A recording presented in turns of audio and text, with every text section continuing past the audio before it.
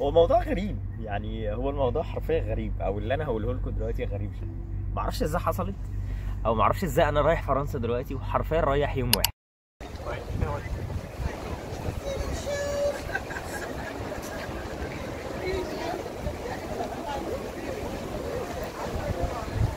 وقت التصوير يا جماعه، انا قاعد اتصور التذكره، وده الحاجه الوحيده اللي هتفضل موجوده لغايه لما ارجع انا تاني.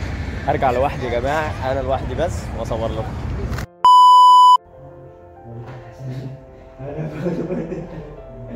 انا بواحده.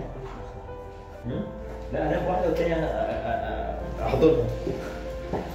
يلا بينا.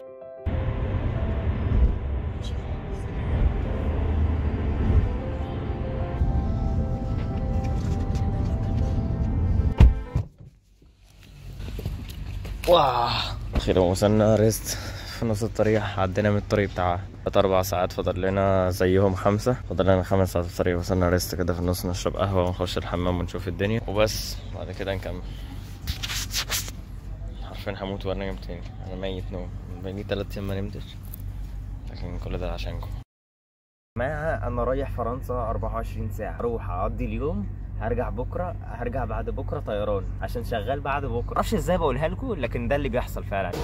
اعتقد هي دي الطياره، هي دي الطياره هركبها. ما اعتقدش هي كبيره للدرجه، لان احنا يا جماعه يعتبر طيران داخلي، مش طيران من فرنسا لايطاليا. اي دوله اوروبيه ما دام هي في الدوله الاوروبيه، مش زي سويسرا. لو انت رايح سويسرا مع ان هي اقرب من فرنسا، لكن برضه مش دوله اوروبيه، فهي يختموا لك في الباسبور. لو انت داخل في دوله اوروبيه فمش هيختموها لك، لان انت كده كده جوه اوروبا في الاخر. مش عارف اصور لكم الطريق، الدنيا ضلمه وشايفين الطريق كله حرفيا نفس الشيء ده كده.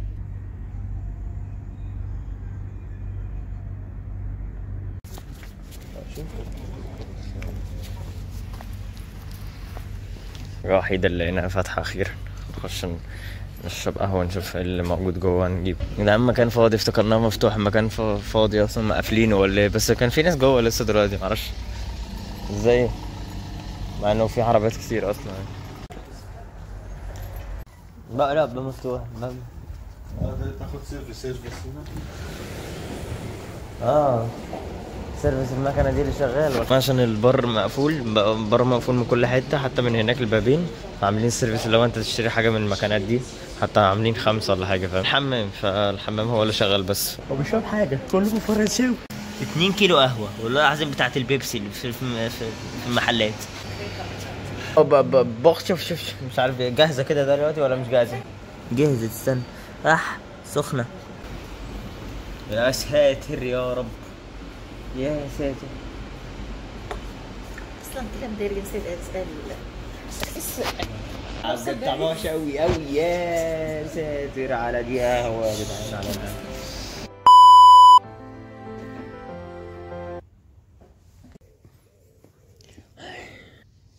وصلنا اخيرا بعد طريق 8 ساعات. طريق ايه 8 ساعات؟ ايه 8 ساعات بس، ده كان مكتوب، احنا اخدنا الطريق 13 ساعه. فالمهم ان احنا وصلنا.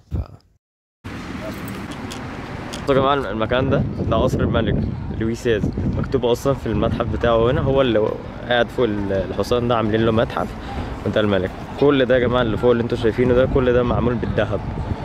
ده قصر بتاعه، غير انه اصلا في شارع كامل اصلا باسمه، شارع باسمه ده اسمه لوي سيز، والملكه ليها شارع لوحده، كنا لسه معديين عليه، لما نعدي عليه تاني اصوره لكم. المهم انه في شارعين، شارع بيتسمى باسم الملك لوي سيز، وشارع باسم الملكه مش فاكر اسمها ايه.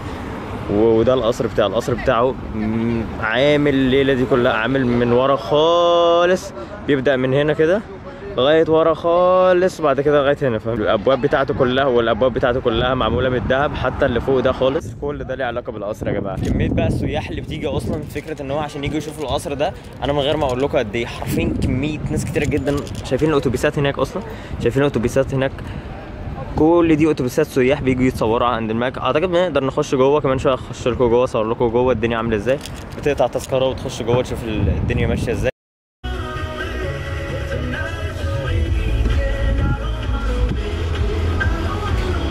بص بصوا يا جماعه الحته اللي هناك دي، يعني انا معدي من هناك كده، انا هوريكم دلوقتي هتضحكوا ضحكه. اصلا انا لما عديت بقيت مستغرب فكره اللي هو ايه ده. المكان اللي هناك ده، الشارع ده كله اصلا معروف فكره انه العرب بيبقوا قاعدين فيه كتير. لما عديت من الحته دي موجوده جدا. الاستاسيون بتاعت المترو عامله زي بتاعت كازابلانكا بالظبط، هي وبتاعت الرباط اللي موجوده في المغرب. وغير اصلا في حته هناك كده، لقطه هناك كده انه سنتر كومنشاري قدامها المترو، حته بالظبط في الرباط، حرفيا عديت عليها زيها بالظبط في الرباط. فلما عديت حسيت ان انا في المغرب. الحته دي معروفه بالعرب، وكميه العرب اللي بيبقوا فيها كتيره جدا، والناس ساكنين فيها كتير. بس يا جماعه فكره ان برضه انا ماشي في الطريق والدنيا المفروض دي اصلا بيبقى مشهوره الحته دي انها بيبقى كميه الناس اللي موجوده فيها، غير انه اليورو اصلا اتعمل السنه دي في باريس وانتوا عارفين كده. واصلا لغايه دلوقتي ما خلصش، المفروض الاسبوع الجاي هيبدا فكره الاولمبياد بتاعت الناس ذو الاحتياجات الخاصه. عموما الاولمبياد اللي كانت لسه حاصله وخلصت اصلا، واللي انتوا تابعتوها ولا انا تابعتها، وكل حاجه اتعملت هنا، وكميه الناس اللي كانت بتبقى موجوده في المكان ده كانت كميه كبيره جدا. لكن دلوقتي خلاص عشان الاولمبياد قربت تخلص، وفكره انه اصلا النهارده في يوم اسمه فيراجوستو، اصلا ده بيبقى اجازه لكل الناس، اجازه لكل الناس اللي شغاله غير عشان كده الناس فاضيه، عشان كده الناس ما بيبقاش فيها ناس كتيره جدا في المدينه، فعشان كده تلاقي المكان فاضي اصلا. بص المترو يا جماعه، والله نفس المترو اللي موجود في المغرب بالظبط حرفيا. ممكن بتاع المغرب يكون احلى، اصلا ده قديم شويه فاهمين، المغرب بيكون احمر كده فاهمين. المهم يعني يا جماعه انا ما رحتش برج ايفل بالعربيه بسبب ان هو اصلا المكان اللي هناك دول قافلين بحواجز كده، ما ينفعش حد يخش بالعربيه اعتقد عشان اليورو. وغير اصلا ان سيبك من اليورو دلوقتي، فكره ان انت تخش بالعربيه من المكان ده بيبقى زحمه صعب جدا. فكره ان انت تلاقي مكان اصلا العربيه تركنها وحاجات زي كده. انا تران من عندي من تماك. تران ولا مترو؟ الروار. لازم تاخد روار واحد. بيقول لك لازم تاخد تران الاول كده عشان ما اعرفش ايه اللي روار ده. زي تران، هو مش تران لكن زي المترو اللي بيمشي في الشارع. نو المترو واحد. المترو ده؟ لا ده ترام.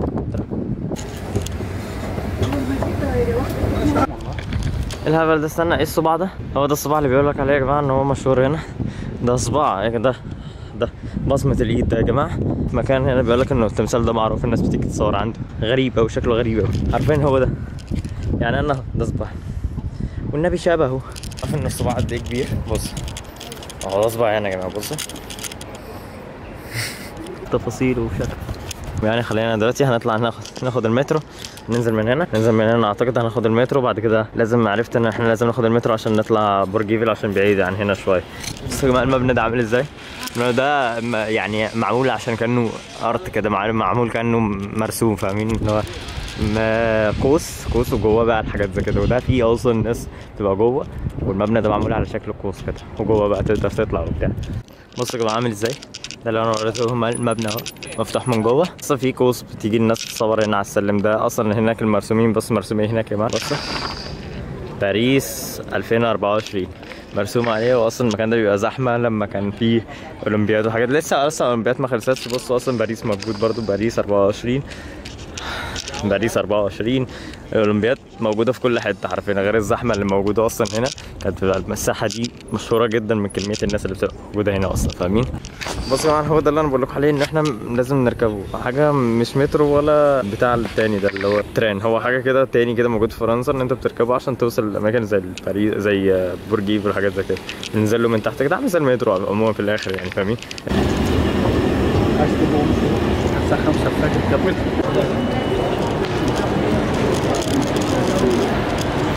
تمام. في تيكي بوراليا باري تيكي يلا نديروا لا تيكي. انت مخنوق، انا مخنوق من الدنيا اكتر من اللي جابوك. يلا عايز تنط بقى كده ولا كده؟ ده يا جماعه التذكره دي ما بتركبش فيها المترو بس، دي بتركب فيها الاتوبيس والمترو، كل حاجه بتركبها. بص اصلا مكتوب فيها فكره انه اي حاجه هتركبها في باريس اليوم ده فانت ممكن تخشها بالتذكره دي. فسعرها 4 يورو لوحدها. دي لوحدها سعرها 4 يورو عشان غاليه حبتين، عشان بتقدر تركب فيها كل حاجه. لكن كانت تذكره عاديه اعتقد ب 2 يورو. غير انه اصلا يا جماعه التذاكر بتاعت المترو وتذاكر الاتوبيس وحاجات زي كده غليت جدا من بعد ما اليورو بدا، لانه اصلا التذكره اللي كانت ب 2 يورو بقت ب 5 يورو. فكره عشان اليورو كل حاجه غليت حرفيا. الناس برضه الناس اللي ساكنه هنا اشتكوا من الموضوع ده، فكره ان هو وده طبيعي لان دي فتره فلازم يستغلوها بكل حاجه يعني. عشان كده التذاكر غليت يعني. ممكن التذكره دي في ايام العاديه ممكن تكون ب 2 يورو، لكن في اليورو هتلاقيها ب5 عادي، وهي نفس التذكره عموما. فاهمين؟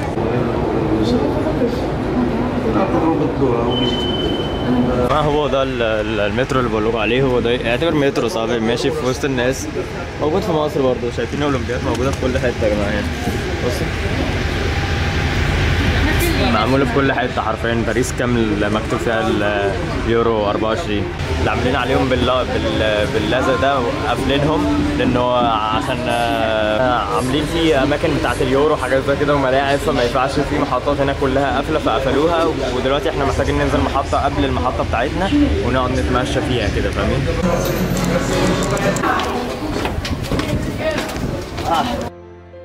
الله يخرب بيتك انت وخوف وخفرع ومنقرع. الله يخرب بيتك. بصوا يا جماعه برج ايفل اهو يا جماعه. بعد فتره من حياتي طويله قوي كنت مقتنع ان انا ممكن ما اشوفوش اصلا. اهو قدامي اهو يا جماعه. مثل الاولمبياد قدامي يعني.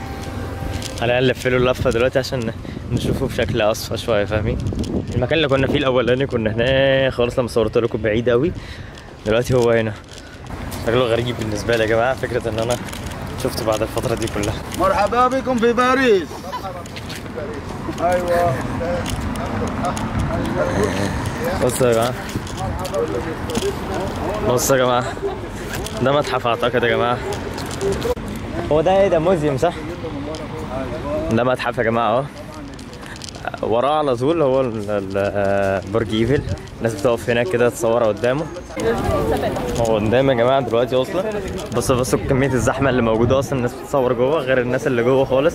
هو جنبي انا لو لفيت كده شويه هتلاقوه. وبعدين نشوفوا كميه الزحمه مش ممكن يا جماعه. فاهم؟ هم اصلا حابسين الاماكن دي بسبب اليورو برضه، بسبب انه فكره ان هو اصلا ممكن تخش جوه بس عشان الناس عامله ملاعب وحاجات زي كده.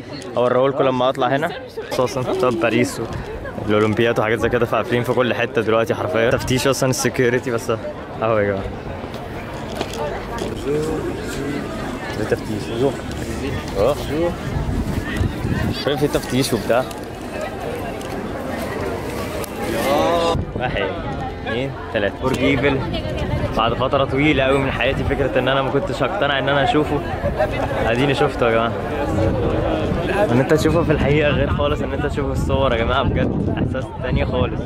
اصلا يا جماعه انه افتتاح الاولمبياد عدوا من هنا اصلا، عدوا من الشارع ده، وكل الحاجات دي كلها كانت قافله اصلا. وده الواد اصلا المشهور اللي معروف اصلا في كل باريس ان هو الواد اللي محوط باريس كامله. وده برج ايفل. حرفيا مش عارفين نوصل له لغايه هناك.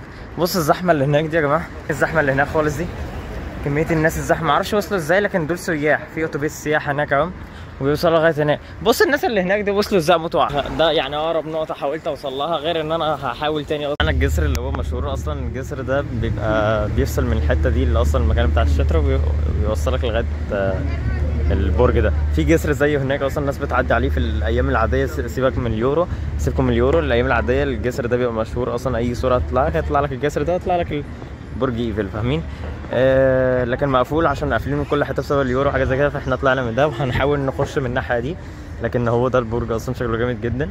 والناس بتيجي الجسر ده بتتصور قدامه زي الراجل ده. ناس كتيره قوي اصلا بتيجي عشان تشوف هتروح هناك ازاي، وفي نفس الوقت بتتصور. فاهم؟ فيلا نحاول نروح احنا الناحيه دي كده. هنحاول نروح الناحيه دي كده نشوف في ناس بتعدي من هناك. هنحاول نروح عنده ونشوف لو هندفع حتى التذكره نخش جوه نتصور تحته. فيلا بص اصلا ايه ده؟ شايف الممشى اللي احنا بنمشي عليه ده اصلا؟ ده يا جدعان مش عرض. تحس ان ده اسفنج. انا رجلي بتنزل تحت لما لو حد جه عليه ايه الهبل ده؟ عشان عاملينها الاولمبياد وحاجات زي كده. فلغايه دلوقتي بس اتبهدلت صافي بقى عشان الاولمبياد عربيه تخلص وبتاع. لكن يعني انا بمشي فيه تحس انه في اسفنج اصلا، رجلي بتنزل لتحت. فاهمين؟ المفروض برج ايفل هنا كده. يا رب نقدر نوصل له. هو ده اهو، هو ده برج ايفل. بس هنوصل له ازاي ما اعرفش. زي فكره ان ما ينفعش حد يعدي من هناك. طب ما احنا وصلنا له المفروض. الناس تحت ايه يا عم؟ طب ما احنا عاملين ازمه ليه يا عم؟ المفروض ده برج ايفل اهو يا جماعه. قربنا نوصل له خلاص، او احنا وصلنا له ولا حرفيا. فاهم؟ احنا هنبقى تحته دلوقتي كمان.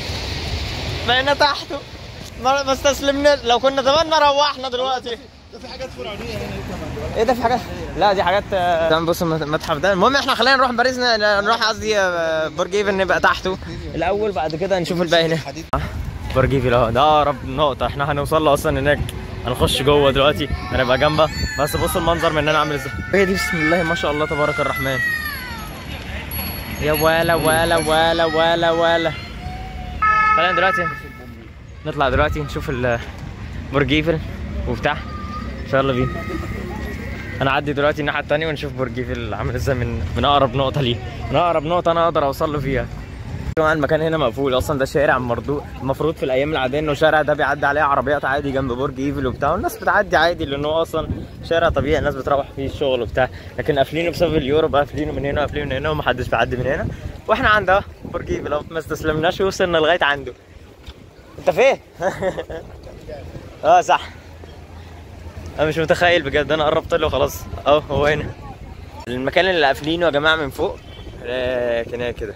بص برج ايفل ده اقرب نقطه ممكن اوصل له فيها. اعتقد مقفول من هنا ومن هنا. وعشان تخش جوه خالص، عشان تخش له تحت خالص محتاج في تذكره بتدفعها اهي. اعتقد في تذكره بتدفعها عشان تخش جوه ناحيته. بس عشان نخش لازم نخش من الناحيه الثانيه، بس الناس بتطلع من هنا يعني فاهمين. لكن كميه الناس اللي جوه كتيره جدا حرفيا. بص لما قربنا منه بقى عامل ازاي، شكله جامد جدا. بصوا يا جماعه عشان تخش برج ايفل الصف اللي وريته لكم قبل كده اللي هو هناك ده، وبيفتشوك جوه وبتاع. بعد كده بتخش بقى من هناك كده، من هناك كده بتركب الاسانسير عشان تطلع الطلعه دي. كميه الزحمه فوق ما تتصور، كميه زحمه كتيره جدا حرفيا. عشان نخش جوه يعني عشان نخش جوه عشان نطلع طلعه، ما ينفعش دلوقتي نخش جوه بس عشان نخش عادي، عشان بسبب اليورو برضه وبسبب البطوله قافلين حاجات كتيره جدا. فعشان تخش جوه بس محتاج تطلع البتاع. فعشان نطلع البتاع شوفوا الطابور قد ايه. كل ده طابور غير الطابور اللي بره اصلا اللي وريته لكم، اللي انت لسه هتقطع تذكره من بره وبعد كده هتخش هنا عشان تطلع من سلم هنا حاجه كده فاهمين. فانتوا متخيلين قد ايه يا جماعه. بس اهو ده برج ايفل. كنت مصور لكم اخر مره كنت هناك، بس دلوقتي لا انا نزلت تحت بس استسلمتش وعرفت برضه انزل تحته حتى لو كان قافلين الدنيا كلها. لفينا لفه طويله شويه، لكن اهو ده برج ايفل اللي كنت بحلم اغيره وبتاع. ما اعرفش ازاي دلوقتي انا عنده، لكن ده اللي احنا فيه دلوقتي فاهم.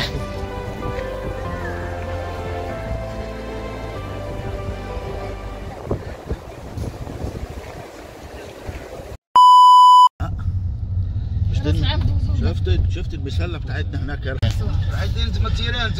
مع المسله ايه؟ الشعاله اللي ديال الاولمبيك راه لورسيا نقولوا البالون هذاك اللي يشعلوا الشعاله ديال هذا العام شتي راه ورا ديك السطات. شفتوا المسله يا جماعه المصريه مسله هنا عاملين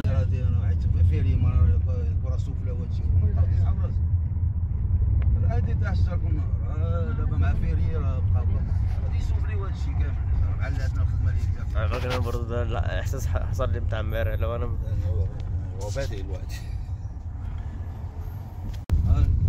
في محلات العود العربي هنا بتاع المرفأ.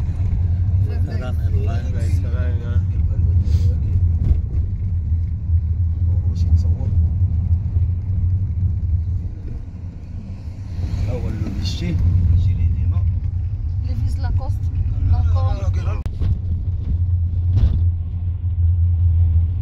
لا اللي في وشك دي اسمها ايه؟ لاك دو تريومف.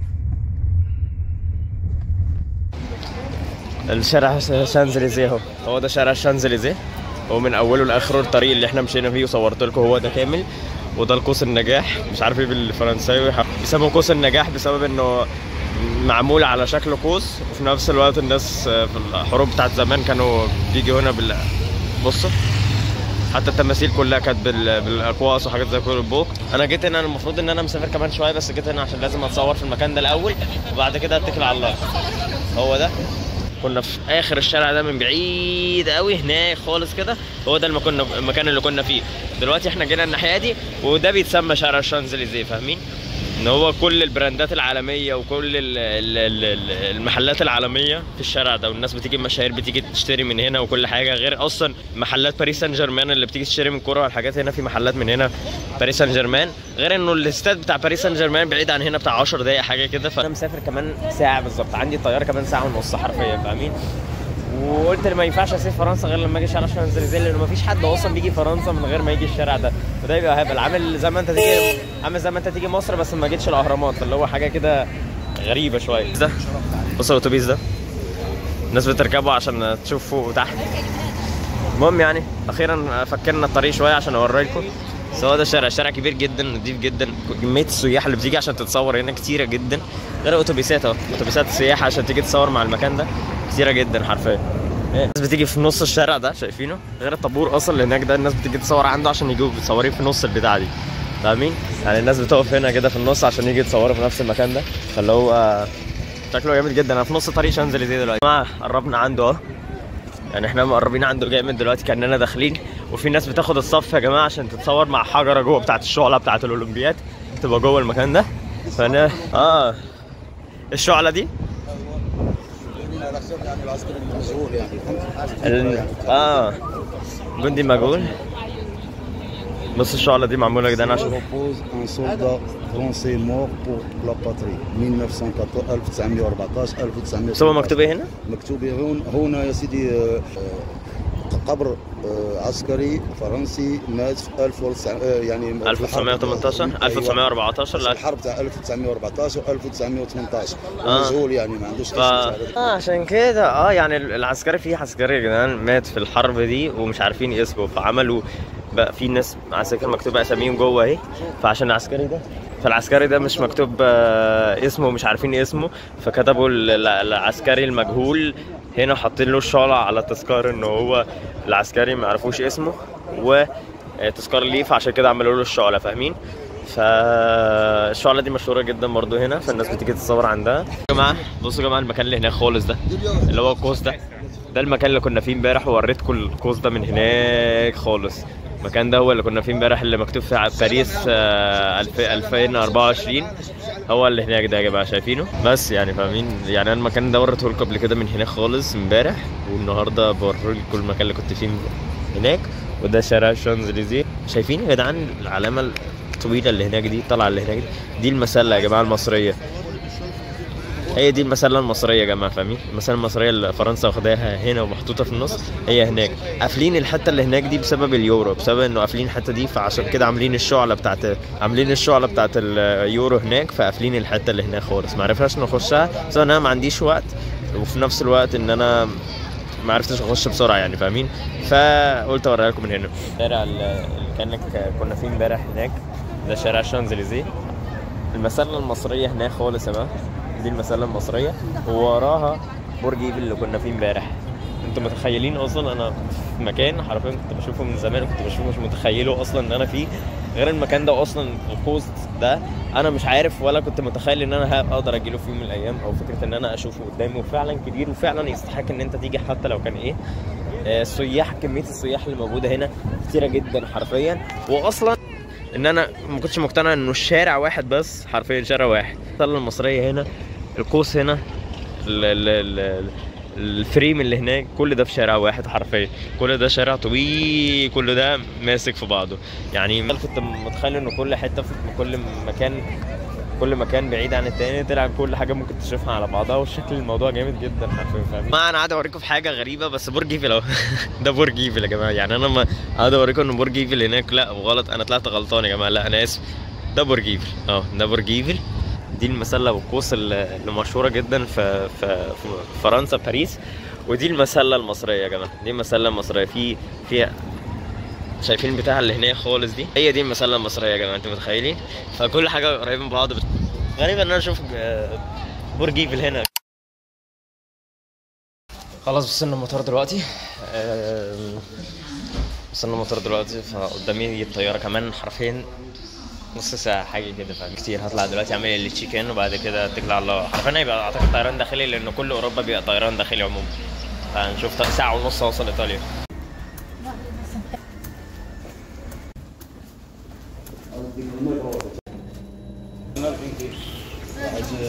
راح نسأل يا عم.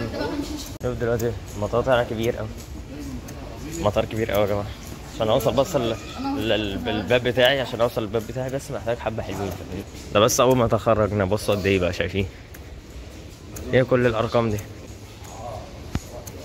هنا المترو عشان تيجي المترو هنا، بس احنا نخش من هنا دلوقتي. بس زيرو كل ده مطار يا جماعه. بصوا تجهيزات لباريس اصلا 2014 اولمبياد كلها في المطار، من اول المطار. العلامه دي موجوده في كل حته حرفيا.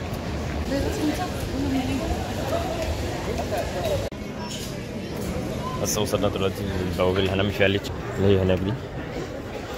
هنا المكان اللي بنطلع فيه لايطاليا، هنا هيطلعوا جينوفا، وهنا في هيطلعوا ايبيزا، وانا هطلع هنا فيرونا.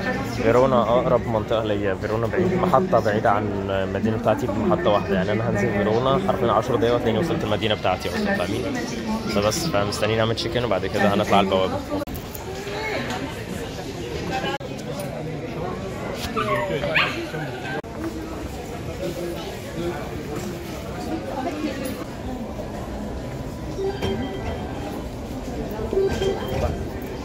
Non, c'est le scan.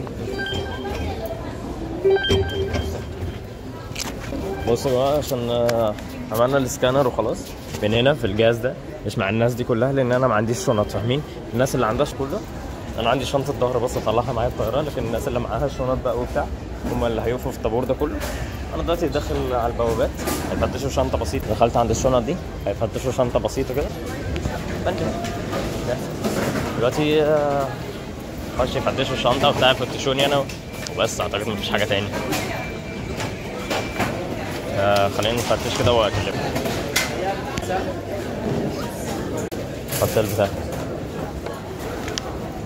خدت البتاع دي عشان احط فيها الحاجه وانا جوه. فداخلين دلوقتي المطار، اقول لي كبير جدا يا جماعه حرفيا. بس يا جماعه خلصنا التفتيش، معرفش عشان عندي كاميرا هنا في الشنطه وعندي لابتوب وبتاع، فشالوا كل حاجه وقعدوا يفتشوا فيها وبتاع، لكن عادي خلصت بسرعه 10 دقايق وخلصوها يعني. المهم ان انا دخلت مكان بوابات، شوف البوابه بتاعتي اللي هي A16، فهي ال A16 هنا كده يا جماعه، وانا هركب من البوابه دي لسه ما فتحتش. الفكره يا جماعه ان انا لما جيت اعمل التشيكن انا قطعت التذكره اونلاين وكل حاجه، بس نسيت اعمل تشيكن.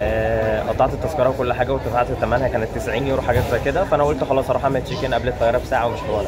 المفروض عشان تعمل تشيكن قبل الطياره بساعه، المفروض عشان تعمل تشيكن محتاج تعمل تشيكن قبل الطياره ب3 ساعات، بس انا عشان عملت تشيكن ما عملتش تشيكن، فانا جيت هنا دفعت 30 يورو عشان اعمل تشيكن غير حق التذكره، فانا التذكره قامت عليا ب 120 يورو. فعموما يا جماعه اي حد هيدفع تذكره طيران خارجي او داخلي ايه كل ده، خليه يعمل تشيكن في السيت او الاونلاين، مش هتقوم عليه، هتقوم عليه ببلاش عموما، فاهمين؟ بس انا دفعت 30 يورو عشان اعمل تشيكن، مش حوار يعني. بس المهم جيت اقول لكم عشان تستفادوا يعني، او لو ما تعرفوش حاجه.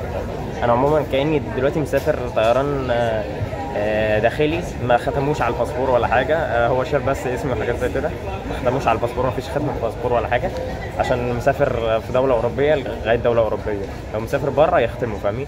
انا دلوقتي كاني مسافر من القاهره لمرسى علم، هي فاهمين؟ فبس خلينا نشوف دلوقتي تذكار نروح نشوفه. يا رب تكون فهمتوا ويا رب تكون سمعتوني يعني. فالمهم ان احنا دخلنا مرحله اللي هو بره، احنا كاننا بره فرنسا دلوقتي، ديوتي فري اللي هو المحلات اللي بتشتري منها الحاجه قبل ما تسافر وحاجات زي كده. هو محلين هنا وفي محلات قدام كده كيوسك وحاجات، فخلينا نروح نشوف الدنيا ماشيه ازاي. كان نفسي اشتري تذكار، ان انا جيت باريس وحاجات زي كده، كان عايز اشتري تذكار، فانا هندور دلوقتي تذكار يليق على فكره ان احنا جينا باريس وحاجات زي كده، فاكيد هيبقوا موجودين لانه موجودين كتير قوي. نشوف دلوقتي نخش المحل ده بيبقى فيه تذكار، شايف انا تيشيرتات باريس سان جيرمان، الفرقه الاصليه بتاعتهم هنا باريس سان جيرمان، فالناس كلها بتيجي تذكار. انا شايف شكلها جامد قوي. انا عندي تذكره بوريه لكم يا جماعه، تيشيرت باريس 24، بصوا تذكار باريس 24 في كل حته حرفيا. ده التيشيرت وريني سعره كام، بصوا سعر التيشيرت كام يا جماعه، 37 يورو. شوف تذكار ان انا عايز اشتري ده، لقيتهم يا جماعه من شويه، لكن مش مشكله، خلينا نشتري حاجه تذكار ان انا جيت باريس معايا. شوفوا البتاع ده يا جماعه شكله عامل ازاي، بس عشان في كل حاجه، كل الاماكن اللي انا روحتها، فمش عارف اخده ولا لا. طباخ يا جماعه فرد طباخ قاعد، قلنا شكله عسل قوي، ده جامد قوي يا جدعان، بيقدروا الكرتون قوي هنا بجد، شكله عسل، عجبني قوي، عايز اخده معايا والله. شفت فرد الطباخ وبحبه قوي، بحبه قوي قوي، احلى كرتون عندي بالنسبه لي في حياتي اتفرجت عليه. اجرب واحده، عرفت واحد بيعمل هنا واحده، فاجرب واحده ونشوف هتبقى طعمها عامل ازاي. عايزين تتعسق Yeah, I think so. If I wanna pay over there? Yeah, over Yeah, there. thanks so much. No worries. Thanks so. Enjoy it. خدت واحدة ونروح ندفعها دلوقتي ونشوف نشوف طعمها عامل ازاي. اخدت واحدة ولو عجبتني اخد التاني بقى، ممكن ما تعجبنيش بقى. بس خدت واحدة بطعم القهوة. هاي. هلو. شوف طعمها عامل ازاي دلوقتي.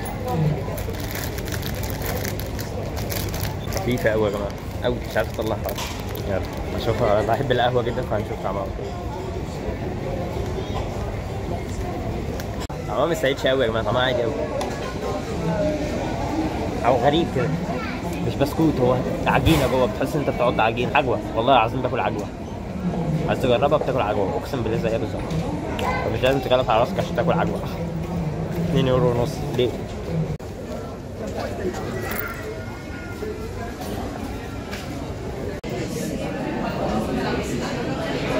بكون جنب الشباك يا رب، لان انا مكتوب اف وانا مش فاكر دي بي سي دي اف حاجه كده، معرفش انا جنب الشباك او جنب الممر. يا رب اكون جنب الشباك، لان انا عمري في حياتي ما ركبت غير جنب الشباك، مع ان انا ما اعرفش يعني في ايام اصلا كنت بحجز فيها الطيران ما اعرفش ان انا جنب الشباك وبروح اجي. فلو لقيناها النهارده هيبقى في حاجه غلط.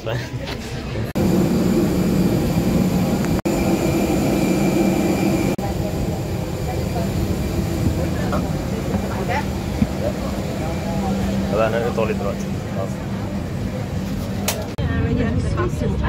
La bienvenue à bord. Veuillez attacher votre ceinture de sécurité, redresser le dossier de votre siège, rabattre la tablette. Vous pouvez utiliser vos dispositifs électroniques de poche en mode avion. Il est interdit de fumer et d'utiliser des cigarettes électroniques. Sicurezza contattateci, vi forniremo una copia cartacea. Seguite At the rear, each exit is identified by an illuminated sign. Please take a moment now.